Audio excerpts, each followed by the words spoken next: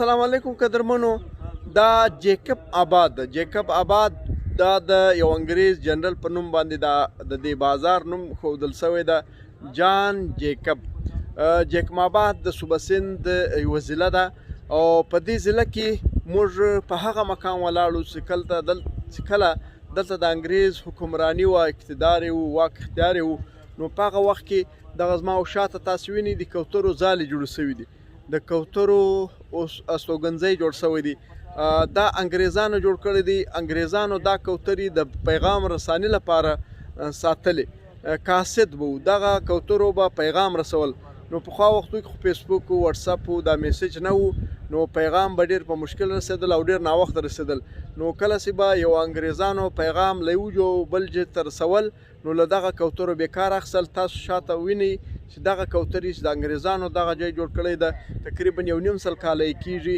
په دې کې اوس هم هغه کوترې شته، هغه نسل کوترې شته، نسل در نسل دا کوترې دلې اوسي چې پیغام به رسول. ډېرې هوښیارې کوترې ولې دا به ساتل، نو دو به له یو ځایه بل ځای ته خطونه رسول.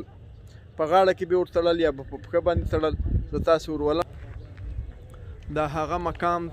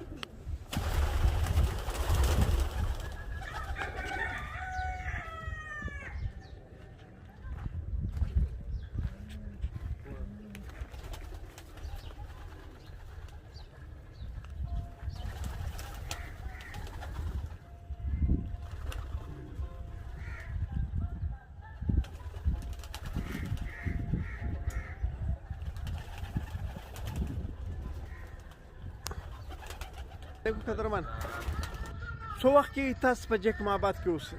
زموږ مشران خو ډېر وختي راغلي وو، تقریبا دغه 40-50 کاله کېږي چې هغه دلې وو. دا جیکب آباد کې دا د کوترو لپاره ځالې جوړې شوي دي. دا چا جوړ کړي؟ دا د دوی د قول چې دا جان جیکب جوړ کړي، چې په هغه ټیم کې د برټش حکومت و، جنرال جان جیکب. نو هغه دا د کاسټ په دپاره استعمالول، مثال پیغام رسولو دپاره. مطلب پیغامونه به هلته رسولو. په هغه ټینګ خو نور سهولتونه نه وو. نو دا د هغه وخت جوړ دی، ډېر تاریخي ځای دی، زوړ ځای دی. صحیح دی، مهرباني.